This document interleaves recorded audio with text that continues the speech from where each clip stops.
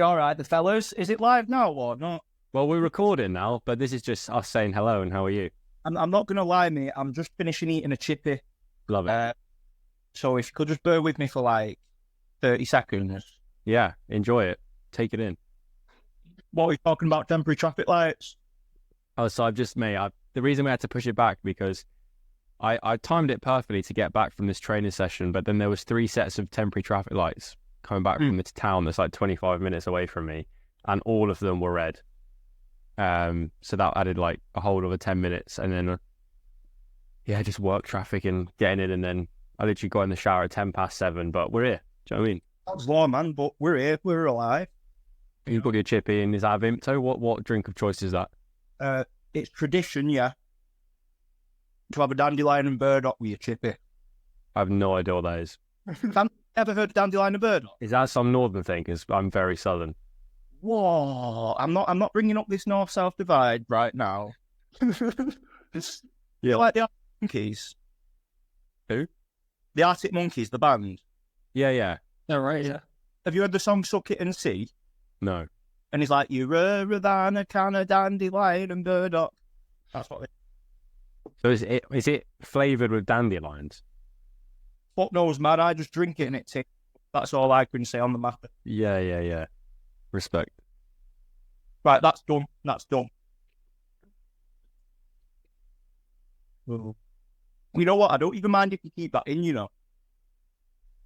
Maybe Yeah. we will. Maybe we will. It's part of it. This is part of your culture, mate. Do you know what I mean? Today's about you. You see, the thing is, like, I felt really bad because it's not Friday. And Friday is, I'm not sure if you believe in this, but that's National Chippy Tea Day, isn't it? Is it? Is that a thing? I don't know. Yeah, people have fish and chips on Friday, isn't it? Yeah, I think it originates from Jesus and that. Yeah, he was all for a chip butty and all that. But the thing is, I grew up in a fish town, right? So fish and chips is like our thing. So I've been so overexposed to it as a kid that I don't really like it. I'll be honest. More of a Chinese man. Right, you're in the queue at a chippy. You're doing the boss man thing when you're looking at the menu. You fold your arms, right? You're looking up. What are you ordering? I'm not really in the queue at a chippy. I'd go out to Wong's next door probably. Nice, a Chinese chippy. Just a Chinese, mate. A Chinese. Do you know what I mean? Chinese. Nice. Yeah. Anyway, why did you want to come on our podcast? I'm interested. I saw some of your shit on Instagram. Pardon my language. Some of your content on Instagram. And I'm a fan. And I thought, fuck it, I'll come on. Am I allowed to swear, or shall I try and say? Yeah. Everything's fine. Right, okay. I appreciate that. And I had a look at some of your music and what you're trying to do, and I thought it was interesting. Like, you remind me of, I think it's like a rap.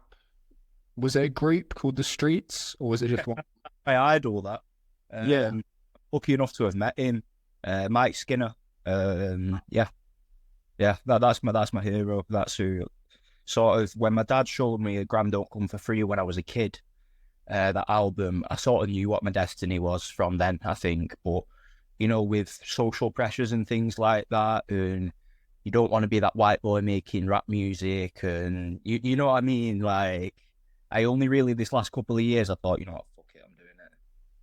Oh, so it's only been like a recent thing. Well, so what happened was, I had my heart broken in COVID. I've always played the guitar and been in bands and that. But I learned how to produce, taught myself how to produce through lockdown. Then I started working with some pretty big rappers and stuff. And then basically, after a while, I wrote poetry from a young age. So basically after that, I was like, right, why don't I just try and do it myself, produce for myself? And that's where it's been. So I think my first tune with my own vocal on it, I released last April. And that was 1984. Yeah, I was listening to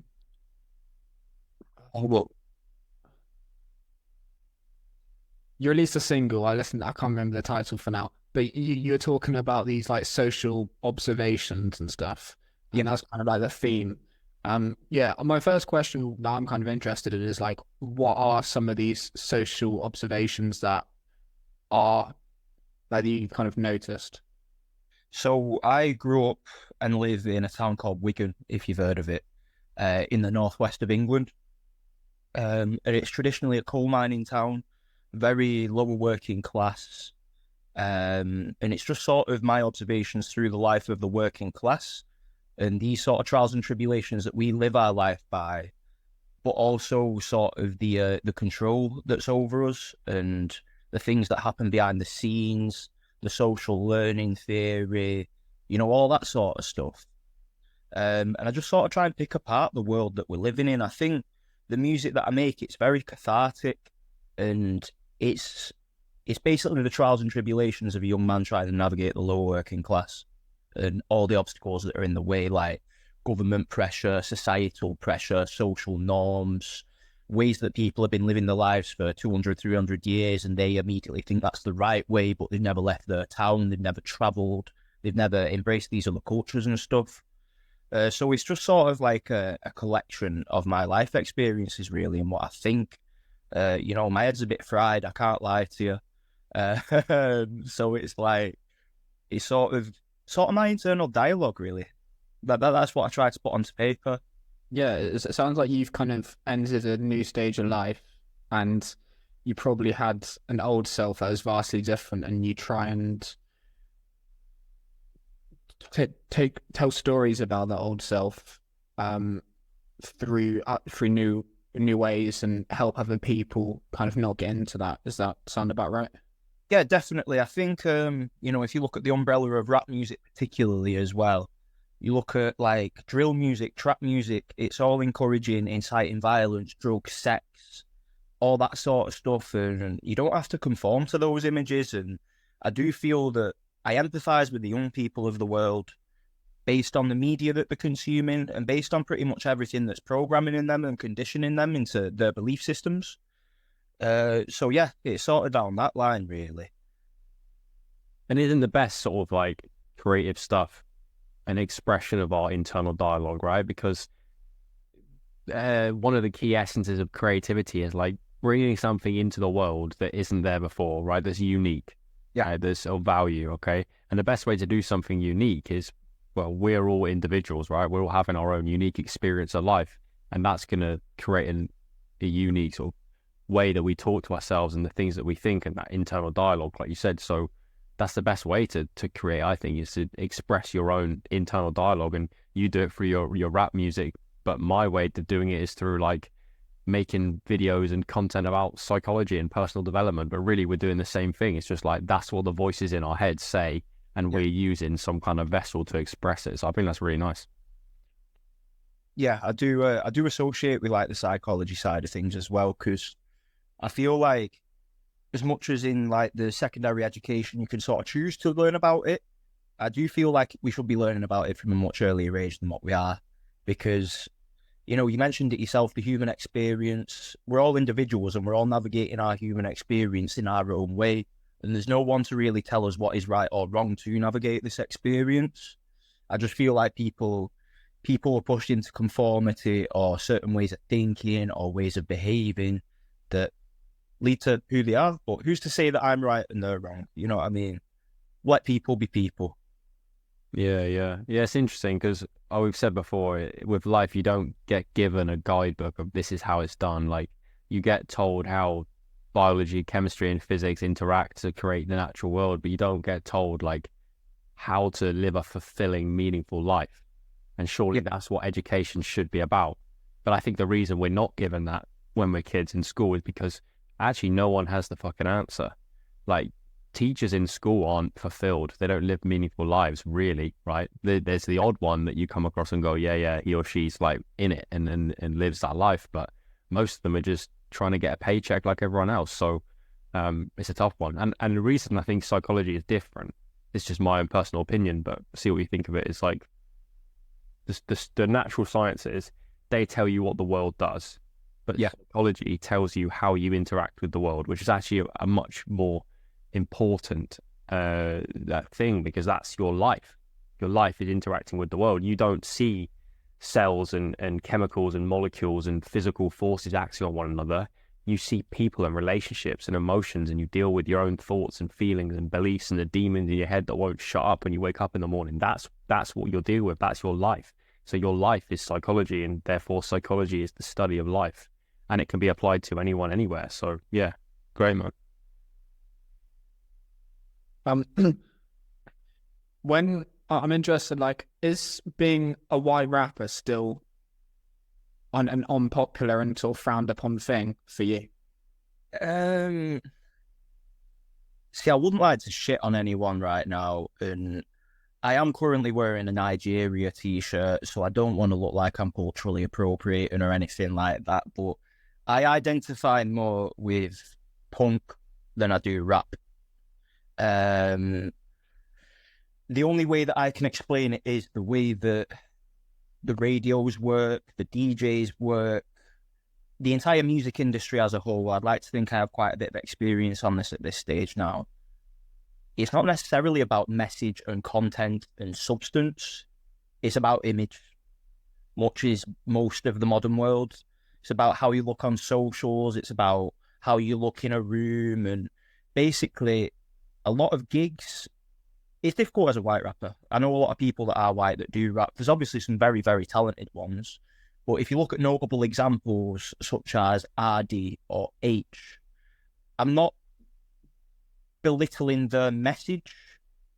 But what I'd say is that that's consumerism over music, if you understand. So the kind of the way the music industry works is it promotes the brand of the artist and everything below, rather than the actual substance itself, and then the whole industry pop is more favorable to more darker skin rappers and stuff. I wouldn't say it's difficult. It's difficult because maybe that's subconsciously racist for me to say. But I feel like it stems from white people themselves, as daft as this sounds. Like, growing up in an area that's, quite white, it's like people look at you and they're like, what, you're a rapper? What, you white? What? Whereas I feel like the community elements and like how black people or ethnic minorities or whatever interact with each other, and the community aspect that's been instilled to them from a very early age, the culture, that encourages them to support each other more. Whereas if you look at the consequences of the Industrial Revolution and the world in which we live right now, we live in a capitalist world, and we live in a world where everyone who looks like us, sounds like us, is direct competition to us and our way of life. Yeah. If you understand what I'm alluding to. It's conformity. I think conformity is probably a big issue in the UK. I think it's like everyone kind of does want to be the same or aim for the same thing. And you've took the risk there and you've stood out. Did you just kind of just go for it then and just thought, fuck it? I just thought, fuck it, mate. Yeah, I'm not gonna lie. I'm not gonna lie. I was like, fuck it. I've just had my heart broken. I've got this stuff that I want to do and say, and it comes alongside being acceptant of one's own mortality. The ability to take risks. Some people take fright in it, whereas to me it's very empowering in the fact that I know that I'm only here once and this is my one human experience. Why the fuck should I have any regrets? Why should I not do what I want to do? So I thought, fuck it, I'm going for it. I'm going to do it. And I think that's going to be like one of the top things for people's regrets list before they die is, I didn't take enough risks. I mean, do you regret risks? I don't know. It makes you who you are. Think about it this way, right? I don't think you regret the things you do. I think you regret the things you didn't do.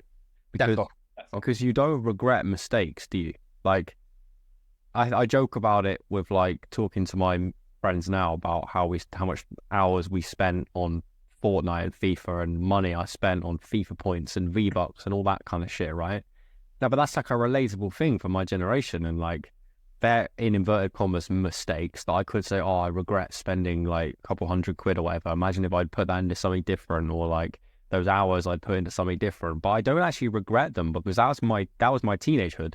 Like, that was my friendship group. That was how we got along, and that was how we related to each other as like 14, 15-year-old boys. And like, you don't even the big mistakes in life that you make, they mold your life into, hopefully, the good place it is now, right? So the brain also tends to rationalize things like that, where on the average person, unless you're really cynical, tends to think that, well, everything in my life happened for a reason to get me here, so it's all right. What you do regret is the things you didn't do.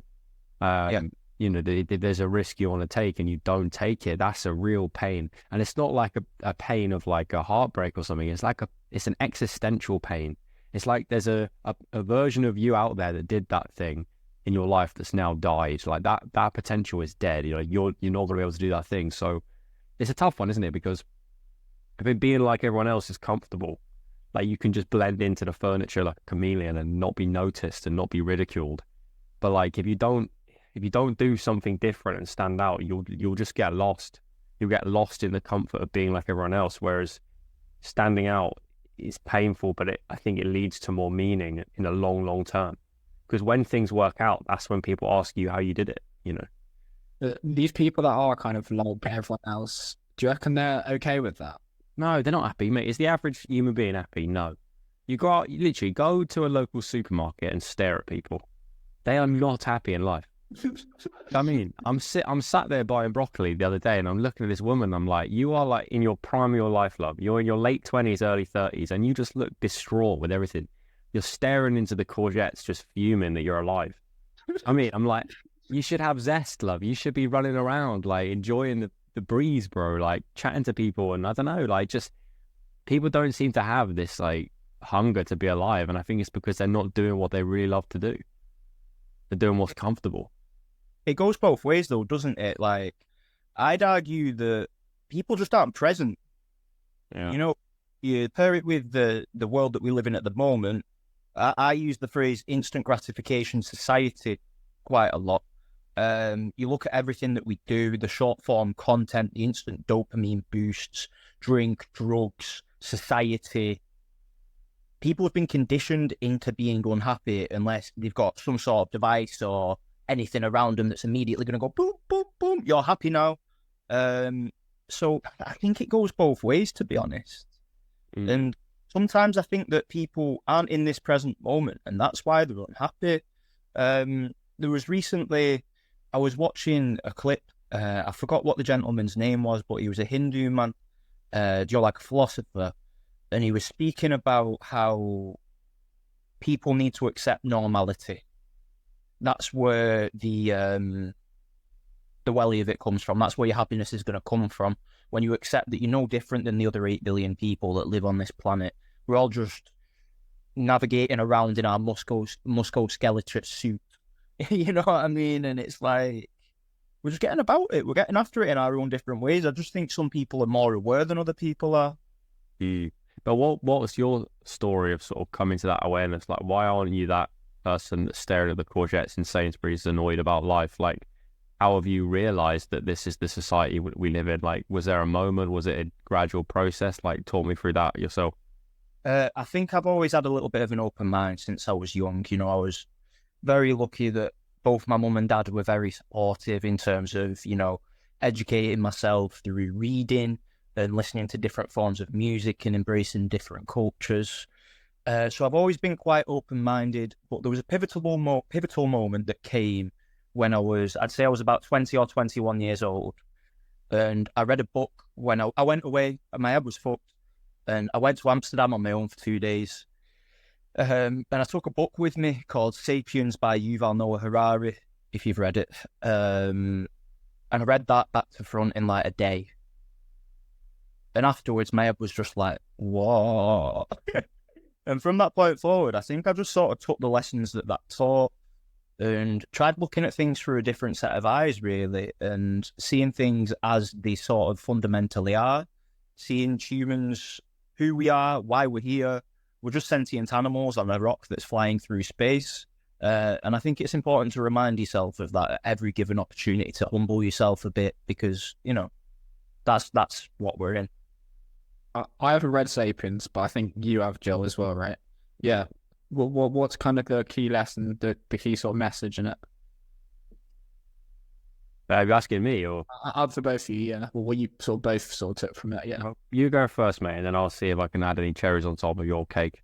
Yeah, so one of the key things that I took about that from that is social learning theory in terms of how Homo sapiens have evolved from being in tribes to these mega societies in which we live now. One of the key things that he mentioned in that book is that a group of 40 huntsmen would not coexist within a tribe without being at each other and killing each other unless there's a common belief system. And that common belief system can be anything from the idea of religion, the idea of money, what football team you support, what your favourite colour is, all this shit. But when you're living in a society such as the one that we live now, we've got all these distractions and all these opinions and all these things that make us alike to each other and allow us to operate in the way that we never really should have operated. It's quite humbling, it's quite morbid and quite somber, but, you know, it is remarkable what humans have done. It really is remarkable, from operating with stones and fucking, yeah, all that sort of stuff. But it also teaches me, there's another piece of theory from back in the day, unrelated. It says that darkness is intrinsic to humanity. And it sort of furthered that idea that I had of that, looking at the way the Sapiens and the Neanderthals interacted with each other, the way that we've always hunted, the way that we've automated farming, automated hunting through farming, should I say, and just why we're here and how we're here. And it's interesting. Yeah. You pretty much hit the nail on the head there. Because for me, it was like the big sort of, I read that book maybe 2 years ago, so my memory of it is more faded, but the lesson that sticks in my head is how human society functions, because all of us have signed, in inverted commas, an unspoken contract to believe in things that aren't actually real. So we've all decided to believe that when I give you a £5 note, that equals £5, right? But that's just a bit of paper with some green ink on it with someone's face. That could be anything. Do you know what I mean? I could print a copy of that and give it to you and maybe you'd believe me, but it's because we've all signed this deal, right, in our own heads, that is equals £5 and a £10 note equals £10. And you even, I think you talked a lot about, was it Peugeot, the car company, where he was like, Peugeot doesn't exist. Like, it's not real. We've just all agreed that this symbol of this, like, cat stood up or whatever it is, equals a car, equals a place that will give you cars. And when you see that on a car, you know where that car's come from. And you go to this place with this, like, symbol and go and buy a car, but really it's not real.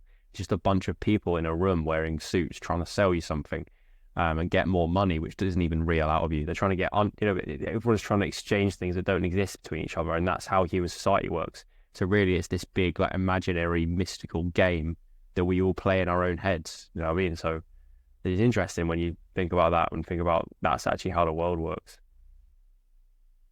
So wait, did it say that we need something higher to survive? We need to believe in something higher to survive? Not necessarily something higher, but we need something in common to survive as a society. So when you're bombarded with all these imaginary concepts that we all believe in with our whole heart, that's how we're able to have cities that have 1 million people in it, because we have these common belief systems.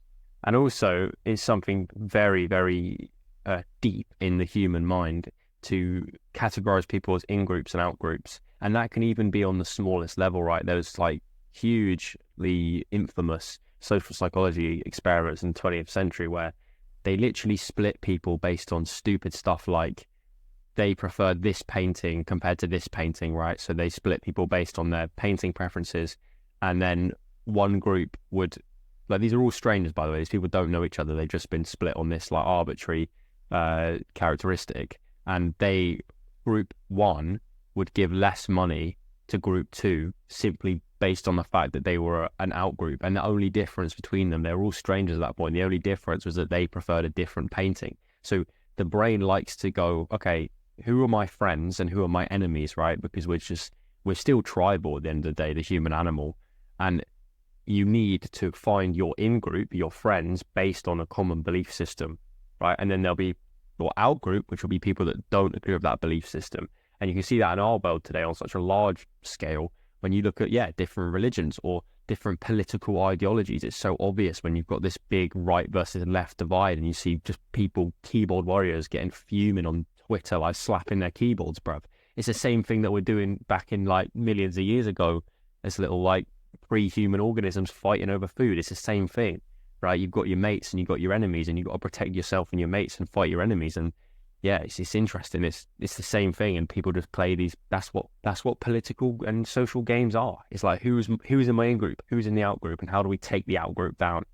But shouldn't you like talk to people that you disagree with? So in that you kind of have to go against your brain.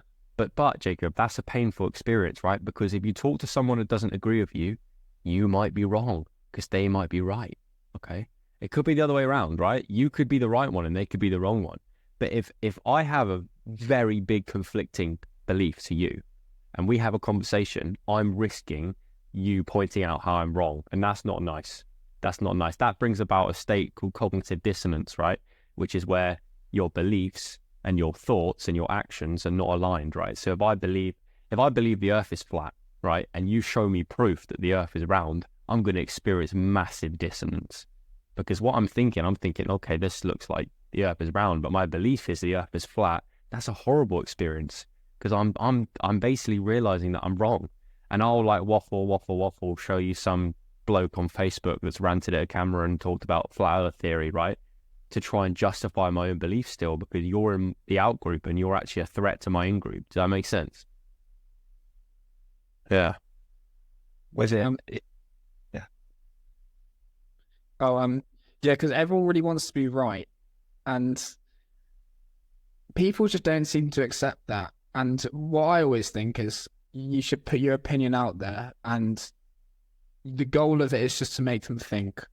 And you shouldn't necessarily accept it or disagree with it, because the thing with these things I have in common, like political sides, there's kind of right and wrong in both areas, and that's probably similar with other examples of like the common disagreements. Yeah. I mean, nothing's black and white, man. It's all grey. Everyone's wrong and right at the same time in different ways, in different contexts. That's how it works. But yeah, 100%. It's interesting. It's sort of similar to this. I want to hear your boys' thoughts on this. You said like people want to feel right, which I think is true. But a more broad way of thinking about it was I was listening to Simon Cowell, right? That judge from Britain's Got Talent and all that music. Yeah. He went on Diary of a CEO, right? And I saw it and I was in the car, I put it on, I was like, give this 5 minutes and if it's shit, I'll move on. Listen to it and I was like, okay, this is actually quite interesting because he was talking about his come up, basically, how he got as famous as he did. And when someone like that, even if you hate them, quite interesting to hear how they got to where they got. And he was saying one of the best pieces of advice his dad gave him was when you go into a room, imagine that everyone has a sign above them that says, make me feel important, please. And then when he goes into that room, he tries to make everyone in there feel important. That's what they're calling out to do. And that's how you become a liked person in a room and sort of get the things you want out of a situation. And I was like, that hit me. And I was like, oh my God, everyone just wants to feel important in these kind of like conversations and debates and arguments we see of people trying to be right and protect their in-group against the out-group, whether it's political or religious or philosophical or whatever. Like, they're just trying to feel important. Even the knobheads that comment on our TikTok, bruv, they're there scrolling about and they're like, they just want to feel good, mate. They're just sat in bed on a Tuesday evening feeling shit about themselves and they hear one of my takes on life and I'm like, I want to feel important. I want to get some likes in the comments, so I'm going to write something about this guy. It's the same thing. No. So lost my train of thought now. So they want to feel important, and by feeling important, that's because they feel right. Yeah, because being right makes you important, isn't it? It's kind of a similar thing. There's not a huge difference between it, you know. Because if you're right, people listen to you, and if people listen to you, you're important. Yeah. No, that Diary CEO one was quite good. Did you listen to it? Because I was like, I hate Simon Cowell. He's annoying. Do you know what I mean? Oh, the lights have gone out. He's interesting. He's an interesting character, isn't he? And you've got to respect and admire what he's been able to do with his life. And that's some very interesting takes. I'm pretty sure he's quite a he's addicted to the concept of immortality. I'm pretty sure that he's like getting himself cryogenically frozen and shit. Honestly, this is something he said like 10, 15 years ago that sort of stuck with me. That is a good point, really, about making everyone feel important and things like that. And whether or not you're doing that with making people feel right or wrong, you've also got to take into account your own self-importance. And I think as much as everyone's so addicted to the image of right or wrong, it's more important to be able to be wrong than it is to just be right all the time. Like, this is what sort of annoys me about the modern world more than anything, just sort of how polarised everything is, how we can't have a difference of opinion anymore, otherwise we get cancelled, or we can't be friends anymore. But it's just an opinion. It's all just subjective, you know, like, it's like you said, nothing's black and white. It's all in some weird little grey area. And that's sort of one of my big qualms, but I'll have to give that a go from Simon Cowell, because I like listening to things like that. It called me off guard, genuinely. I just put it on in the car thinking, I'll listen to this for a few minutes and then I'll put someone else on, and then I stuck with it for like an hour on the drive. It was interesting. But I want to pivot slightly back to your music, right? So we talked a little bit here about views on the world and a bit of like social psychology stuff, and that is one of the purposes of what you do, to try and like highlight this kind of stuff to people and wake them up to it. Or like, if that's not the case, what if someone asks you the question of like, why do you make this stuff? Like, what's the purpose of it beyond like is there a wider purpose than you just want to express yourself? Like, is there something you're trying to communicate to people? You have hit the nail on the head a little bit there. Like, I don't want to force people into changing their minds. I understand that everyone has their own opinion. However, I want to broadcast my feelings and just sort of alert some people to some of the things that I believe to be happening. Whether or not, you know, I help one or two people along the way, that's enough for me. That's the message spread. Like, it's like I touched on the consumerism thing earlier with music. Ultimately, the aim isn't delusions of grandeur. It isn't to be big and famous and successful and rich. It's just to spread my message and to communicate that with people and just sort of try and educate people as to what I believe is going on. So is it kind of like putting in representation and giving kind of a voice to like the working class? I think definitely that is a big part of it. You know, the world we live in is so dependent on the working class. You know, we need to stay in our station, otherwise industry won't go well. There won't be people working in warehouses and manufacturing jobs. GDP would freeze. You know, it's important to the powers that be. I say that term loosely, whether or not you believe in that sort of stuff. It's important for the working class to remain in their station. And number one for me is to wake some people up to that. Yeah, I mean, the class divides, and it's working class people are pretty badly treated. I think what I found quite interesting was I was talking to one of my friends who's Indian, and I was saying that here there's a lot that's based on status, and we look down on people that are doing lower jobs. However, in his country, India, people respect everyone, no matter what job they're doing, more widely. So I think a lot of status is going on here, but I don't even think... I think status is kind of an endless game. It's like constant desire. So there isn't much good that can come out of it anyway. Yeah, definitely. You know, and it's like we were discussing earlier, it's just another one of these made-up constructs. It doesn't really exist. It's just an abstract concept. Yeah. With the fingers. Sorry, carry on. No, well, you were on a point, mate. You go. I'll jump in a sec. You know, India is also a little bit similar. If you look into ancient Hinduism and you look into the caste system, they've got a lot better with it now, but they did also have this sort of status thing where you can't associate with these people based on the surname, which would be an indicator of what job they did. In one half of India anyway, the other half is more Buddhist and very empowering and enlightened. However, you got to understand, like, I'm a bit of a nerd for ancient history, me. People have inhabited India for a lot longer than they have inhabited here, so they have more life experiences. You got people like the Indus River Valley civilization that existed like, 6,000-7,000 years ago. I think the Druids were here at that time, but I feel like the Indian people and the people in that part of the world are now privileged to, as you say, have that view of people that everyone's just sort of the same. Yeah, yeah. It's interesting. I think the status games are another sort of branch to what we were talking about these in groups and out groups and stuff. And like it's weird because also our biology is wired for that as well. Like, you may not like to admit it, but when you go out into the world, you're constantly evaluating yourself on a status level with everyone around you. Always. It's like something that you just do immediately. And if you're not conscious to it, it actually can affect the way that you know, opinions you have of people that you maybe haven't even met yet. And you can then think about it like it's linked to like testosterone levels, and how confident you feel in a certain situation is based on the way you evaluate yourself against these people. And it's all so interesting that that's how our organism has to adapt to social situations, because obviously to survive, you had to know where you were in the hierarchy, because if you were at the bottom and you tried to rise up and the people at the top didn't like that, they kill you, bro.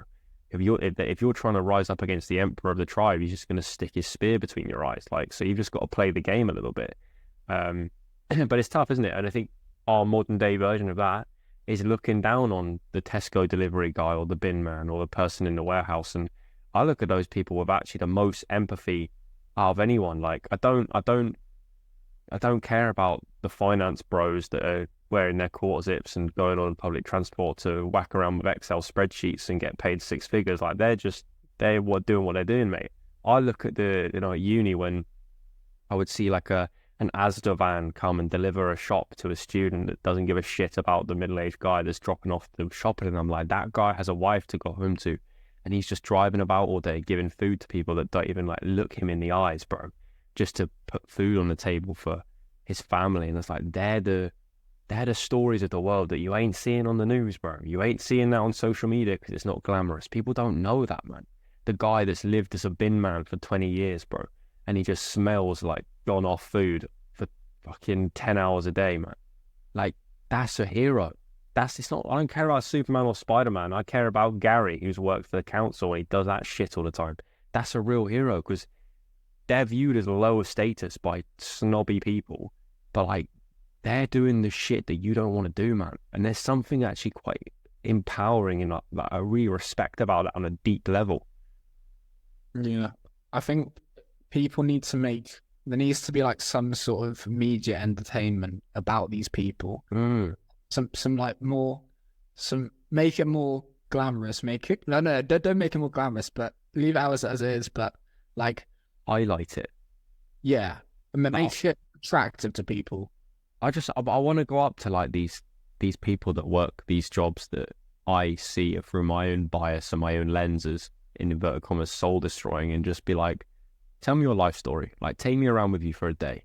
Do you know what I mean? Let's just have a conversation, and I'll give them that air to just chat to me because I'm just some stranger, just about anything. You know what I mean? I bet there's so many pent up stories and emotions and stuff that guy wants to express when he's dropping you off your food shop, that he just can't, because he's in this like weird persona of like, yep, I'm going to give you these crates and then I'm going to leave. And it's not a normal human interaction. Do you know what I mean? It's not two humans interacting with each other. It's like, it may as well be a robot. You know, you say, hi, how are you? You take the food and then you leave. Do you know what I mean? Maybe the solution's just to like be more spiritual. Yeah. People as they are in their base. And that's why like in the West, it isn't as much as an issue. Yeah. Yeah, it's interesting.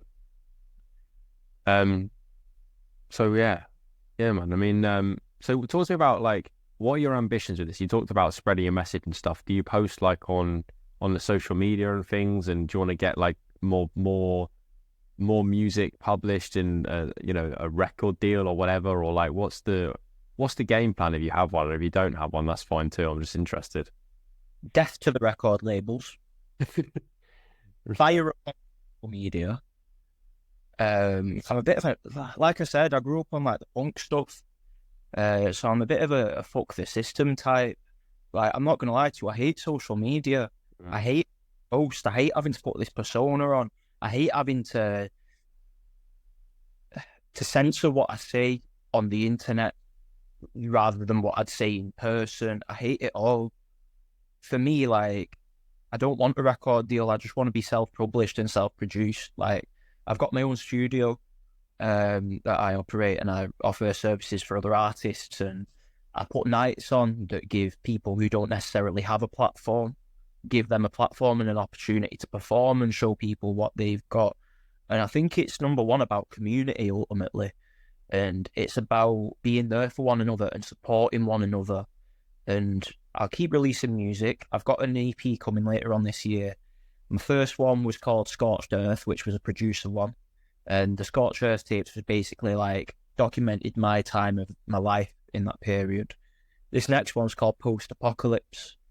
And it's basically about what happened after the earth was scorched and sort of the way that I've been living and what I've been thinking and the realizations I've come to about the human experiences and things like that. And it's about sharing that. I'm not going to lie, I have a real person job, you know, like I'm not going to pretend that I'm just this full-time musician. I think it's important. I'm just a normal bloke, you know, but I just occasionally share my thoughts. But I feel like, sorry to jump in, but I feel like people are screaming out for that.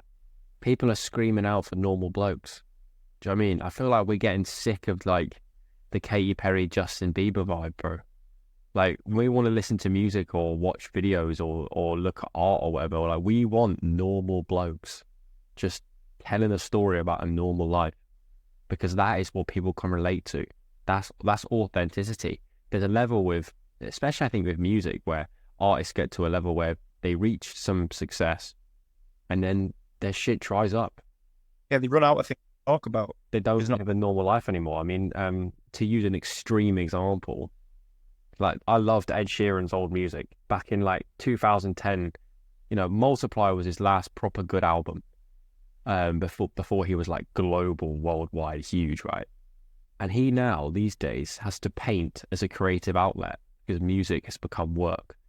And all his songs to me these days just sound the same. It's like he's churning out the same bullshit that the masses will buy just so he can, you know, make the kind of money he wants to make. But he has to paint to be creative. He's lost that like that creative energy that doesn't come from music anymore.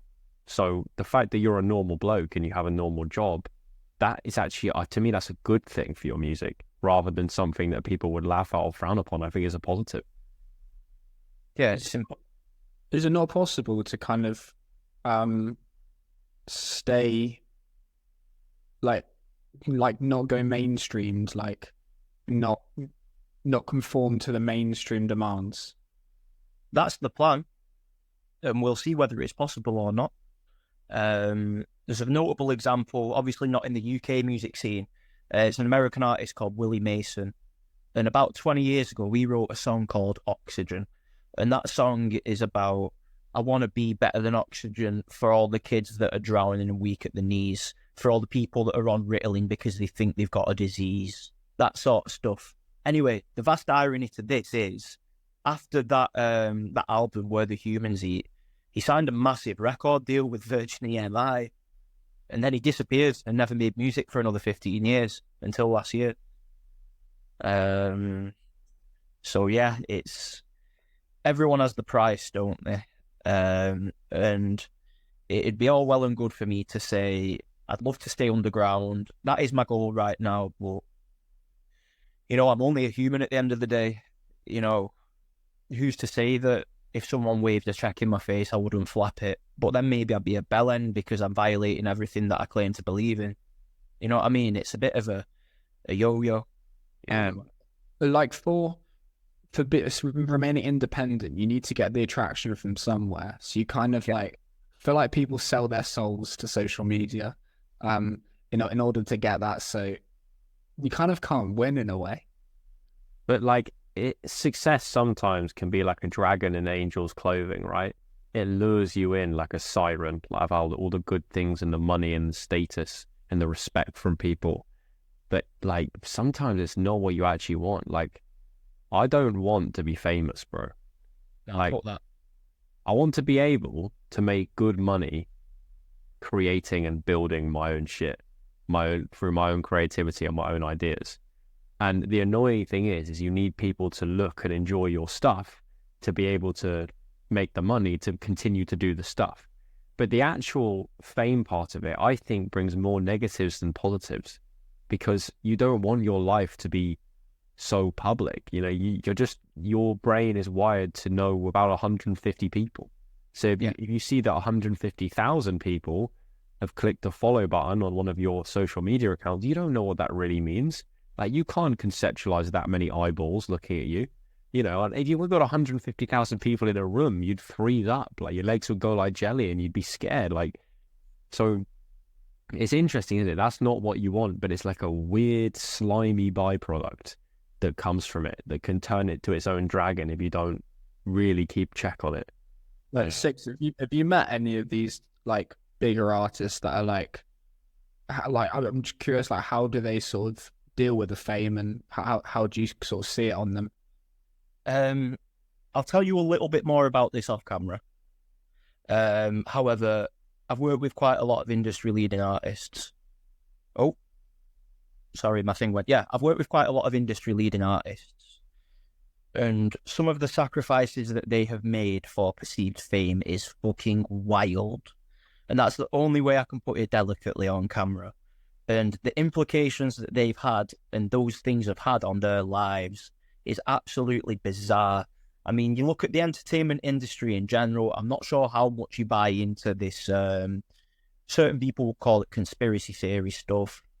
But look at Epstein, look at all this sort of stuff. Look at things like Bohemian Grove, look at satanic rituals, look at all the weird fucking shit that happens among the elite people. Don't think I ever want that. And you see it have an impact on certain people, and you can tell that some people saw things and they can't go back from that now. They really can't go back. And they turn to vices like drugs and alcohol and sex. And they become a shell of the person that they used to be. And their original message is lost. And maybe that's the plan in the first place of the people that are publishing the music, to undermine them and to actually make sure that they can't say these things. Is it because like they've can experience, it's so accessible for them because all these vices, so then they have to turn to sort of darker and darker things, and it's sort of a downward spiral? You got to remember that, like, the intrinsic human desire is the desire for power. How you obtain that power is normally in this society through money. However, when you've got unlimited money, how do you go to power then? What do you do next? What makes you feel big and powerful and strong? What exemplifies your status as a famous individual? What puts you on that platform? What puts you on that next step? And that's when people start doing really fucking weird things. And that, to me, is probably why I don't want to be famous. I don't really want that sort of stuff. I just want to stay on this underground level and talk my message. I'm not sure if you've seen some of the spoken word stuff on Instagram, but I made one a couple of months ago called Creatives Rule, and it's about living as a creative. And part 2's coming out soon. And that sort of talks about all this kind of things and just how it is being part of a community rather than being egocentric, about thinking about the needs of the many surrounding you rather than the few, being yourself and your closest people. It's a weird world, man. I feel like the music industry is just... I'm not going to lie, when I got into it, I wanted to be part of it. But now I've seen what I've seen and I've heard what I've heard, I'm like, nah, that ain't for me. Yeah, I mean, the light bulbs that are going off in my head is I'm thinking about how you're so right that the sort of fundamental human drive is for power, right? That's something that Nietzsche talked about. But it's also something that manifests in a lot of different parts of life, whether you're an athlete or you're a student or you're rising up some kind of corporate ladder. They're all manifestations of power, right? They don't necessarily have to be power that harms people, but getting straight A's or scoring the most points on your team and winning the game, they're still forms of power. And that hunger for external sources of power, I think that's insatiable. I don't think you can ever truly satisfy that. You're just going to look for the next thing and the more and the more and the more and the more, and it never ends, right? And maybe, I'm just thinking then as you were talking, the antidote to that or the only thing that satisfies that drive to power for good is power over yourself. Yes. The power of yourself is how you then sort of get over your own ego, the power of yourself to overcome that egoic force, right? And focus on things like community and spreading a good message and not caring about the lower parts of yourself that drive for these things. And I think, yeah, that's a big part of it. And that's a lifelong journey, that kind of shit, man.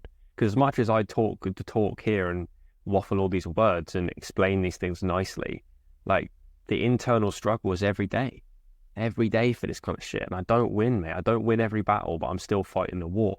And that's your life. That's your life. It's just, yeah, fighting the battle in yourself. So, But yeah. So it's kind of part of our biology power, isn't it? 100%, bro. 100%.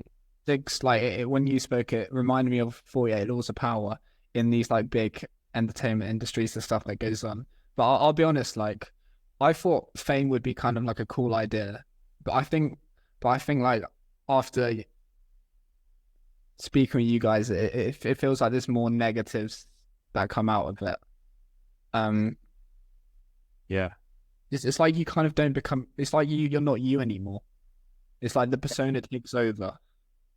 And you're also under a spotlight at every given moment. Humans make mistakes.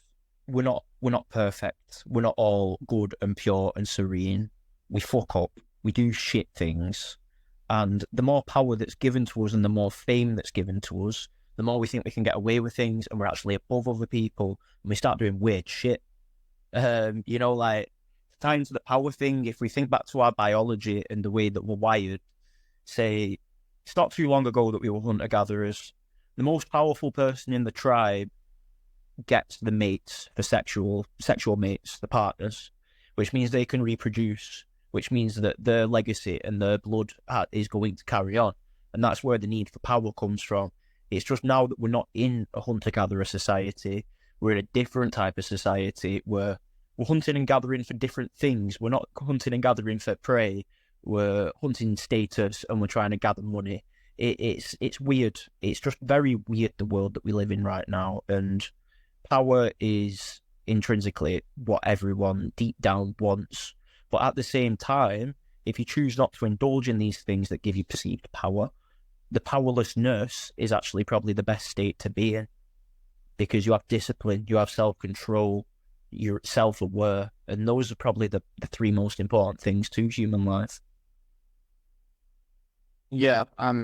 When I sort of think about power, it's like kind of part of being a man is the desire to conquer. But I feel like it's kind of a summary of what you're saying there. It's kind of like that has been in our nature to survive. Back in kind of to survive as a caveman, we that's when we needed that power. Now we don't need it anymore because we're fine. Like all the human needs sort of kept. All the human needs are hit. Yeah. Yeah, and then the biggest thing you can try and conquer is yourself. That's, if I was actually to write a guidebook of how to be a human, which one day I will write, that would be one of the starting points. How do you conquer that? That's a fucking question, Jacob. Yeah. That's Sorry, carry on, Jake. Carry on, Jake. I'm gonna say like discipline, probably. Yeah, that's one part of it. You don't want to shut down like you've got all these drives and stuff, mate. Yeah, but it's not necessarily shutting them down. It's noticing them and deciding consciously which one you want to follow. Okay, choosing which carrot you want to chase, rather than letting yourself just chase any random carrot that dangles in front of you. Right? That's it. But now that question of how do you conquer yourself, that's what I'm going to take 50 years to figure out, bro. But I'll answer that question on a podcast at some point. What is self, though? You know, the Japanese, they have the idea that there's three versions of yourself. You have three faces. You have the face that you show to the rest of the world. You have the face that you show only to yourself. And then you have the face that even you're unaware of. That's the true reflection of you that you don't even know. So how do we ever even determine what self is? That's the big question to me. Again, that's a question that'll take 30 years, 50 years, 80 years, a limited amount of years to answer, bro. Maybe in my next life I'll figure that shit out. But I mean, I think isn't it just yourself when no one's watching? but you're watching yourself, aren't you, all the time? So who are you when you're not even looking? There you go. The TikTok comments again. I love that one. Just make them feel important, guys. Make them feel important. That's it. Look, if you need to do that, bro, I'm happy with it. Do you know what I mean? I'm living my life. I'll reply to every one of them, and I'll say, listen, who hurt you? Come here, give me a hug. Who hurt Give me a dog. I'll stroke the hurt and I'll say, listen, you're important to me. And then be good. I just wanted to ask, like, do you need a carrot necessarily?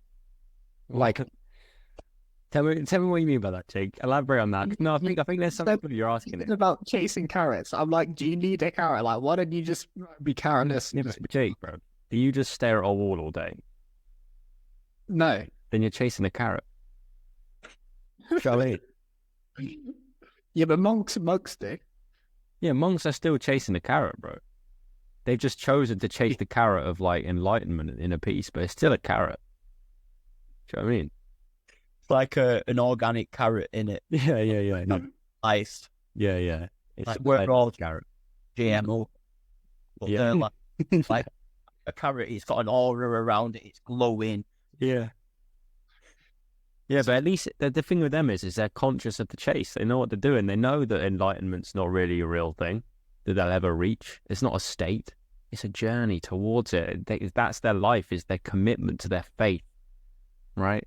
And it's still a carrot, but it's a beautiful one.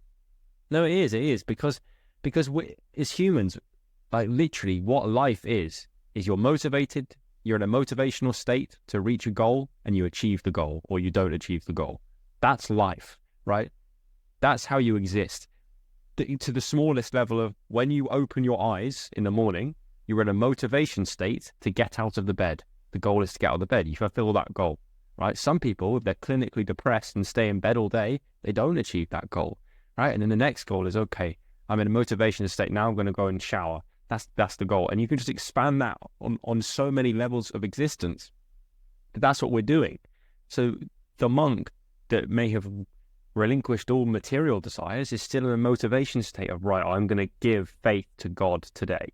I'm going to worship. I'm going to do something good for the community. That's a goal, motivation state. There's a goal and they'll either achieve it or they won't. And that's their journey, but they're still doing the same thing. Does that make sense? I mean, I think it's in our nature to want to chase, though, because like you couldn't do the same thing every day. No. It needs to sort of level up and level up. So I think the conclusion is kind of you got to pick your carrot. Yeah, and you also got to like love the fact that you'll never reach the carrot. Love the chase, love the game, because that's what it is. Anyway, we're gonna die. Do you know what I mean? You're all in, bro. You're gonna die. I mean, Like, that's interesting because every time we kind of level up, then that's a new. It comes a new baseline, and then you're the next thing. 100%, bro. Achieving things is boring. Do you know what I mean? Like, actually, every big goal that I've achieved in my life was like 10 minutes of happiness. Whereas the hours and hours and hours before that was the chase of the carrot. It's about the chase. The carrot don't even taste that good, bro. It's a fucking carrot. Do you know what I mean? It's the idea of it, though. It's a thought in your head of crunching into it. Do you know what I mean? And the sound and the refreshing, crispy bite. Do you know what I mean? And the relief that you finally caught it. That's what it's about, bro. Carrot's not even that nice. That's kind of what keeps us going because that's the hope. Yeah. 100%. Mate, the woman was crying into the courgette. Out of That's it, man. She found a carrot. I should have just asked her out of the blue, like, love, what carrot are you chasing right now? Because clearly I ain't working. Where's your carrot, love? Yeah. I'll probably get sectioned, bro. She'd call security. It's like Joel, when you were with Ryan and he asked his mum, like, what are you looking forward to? That's what you need. You need something to be looking forward to. But do most people have an answer to that question? I think most people might say something like, you know, a holiday they've got booked, or they're looking forward to the weekend, seeing their mates and having a pint or whatever. But like, do you, like, I don't know, it's different to like, so for example, in 15 minutes after this conversation, I'm going to go and eat like salmon and mashed potato and vegetables with my granddad, right? I'm looking forward to that. Do you know what I mean? It's going to happen. It's a nice, pleasant experience. But does it grip me existentially? Do you know what I mean? Like, not really. Like, it's just something in it. It's just a bit of salmon and potato. Like, it's great, but it's just food, in it. You're just going through the motions. But like, I have shit to look forward to, bro. I have shit that when I think about it, my heartbeat goes up, man. My testosterone increases. My pupils dilate, bro. And I'm thinking about my future and the shit I'm going to achieve and how I'm going to conquest the world and save my world and the people I care about, right? Do people have an answer to that question on a deep level like that? Like, if I asked that woman by the courgettes what you look forward to, she might say, you know, this hen do she's got on the weekend, right? But is that fulfilling you deeply? Like, I look into her eyes and go, is your soul gripped by that experience? Don't know if the answer is yes. So do people have something deep to look forward to? I don't know. It's an interesting question. Yeah, because a lot of people's lives are peaking at our age. And so there isn't anything naturally that's gonna, because you kind of look forward to getting older, don't you? And then you kind of get and then you regret not being young. That's it. And when's that turning point, bro? When do people go from I wish I was older to I wish I was younger? I'm interested in what that age would be. I mean, I think you stop. Oh, I think for most people it's got to be I wish I was older. I don't think past 20. really? That's interesting. And I think I wish I was younger starts to kick in about, well, I don't know. Depends how good your life is, bro. When I'm 35, I'm going to want to be 35, you know what I mean? Like, yeah. Anyway. Be here. Don't, you know, the past doesn't exist and the future doesn't exist. All that exists is the present moment. Right. You know, and we get lost in this a lot of the time. You know, I remember being a kid and being like, oh, I can't wait to be in it. I grown up. And I'm just like, fucking hell, thank God I'm here. I've won the cosmic lottery and I'm somehow walking on planet Earth in the year 2024. You know what I mean? It's just fucked. It's totally mad. And people just get too absorbed in the if, buts, and maybes. You don't want to think about what's actually important. And Kind of stay so present. What was that, sorry? How do you stay so present? Is it just kind of doing new things and just sort of gratitude? You've got to show gratitude every single day. You got to remind yourself. You got to be humble. You got to think pragmatically about the world, and you've got to try not to get absorbed in the future. You know, I say this myself, but I have like crippling anxiety a lot of the time. You know what I mean? So that anxiety is fear of the future or fear of the past. It's not necessarily staying in the present, but I'm not claiming to have mastered this state of being present. But I think as soon as you do, that's when you learn how to have a fulfilled life. Yeah, man. Well, that's really good to hear, and I think I agree with you. That's it. Anxiety it's the dragon that comes to you when you're not here right now. And yeah, I think we're coming sort of to the end of time now, but it's good to have met you and stuff. And there's a last one, a point. I'm just going to give you the floor to say to me and Jacob and whoever listens to this, whatever you want to say, and if you got anything you think the world needs to hear, this is it, man. Make your own opinions. Don't believe everything that you read. Be informed by your own knowledge and your own reading and your own time on this planet. Try not to get too absorbed into the material and the things that look like they're going to give you temporary pleasure. Think about what's going to enrich your soul and enrich your being. Think about your happy memories. Think about your family, and think about the people that have come before you and the sacrifice and the trials and tribulations that have taken place for you to actually exist here in this moment, and be thankful for every one of those. Don't be scared of being you at any moment ever, even if that means losing faith and losing people and people hating you, people saying you this, you that, you whatever. You're just you and you're just existing. Just make sure you exist and be yourself, and that's all that I can ever ask of another human, and it's all that I can ever ask of myself. Bro, I need that as my alarm in the morning. Do you know what I mean? Just get that rant to come on as soon as the alarm goes off. But yeah, that's beautiful, man. Good stuff. People want to find more about you. Where should they go? Spotify, Cigarettes and Scratch Cards. Instagram, Cigssssss with like 6 S's or something. Just type in Cigarettes and Scratch Cards on the internet and I'll pop up somewhere. But yeah, got some videos on YouTube, got some good tunes on Spotify. If you're in Manchester, give me a shout. I'm normally putting events on. I can be found at Jimmy's. I do one Thursday every month. But yeah, just fucking shout me, you know what I mean? Like, this is the important thing to me. Like, if I do get bigger and more popular or whatever, I still want to be approachable and I still want to be open and I still want to cater for the grassroots, you know what I mean? Because we've got to remember where we come from and we've got to remember that each of us are the same at every given moment. And we gotta own that. No one's better than anyone else and no one's worse than anyone else. We're just all fucking chilling, aren't we? There you go. I love Thanks it. for listening.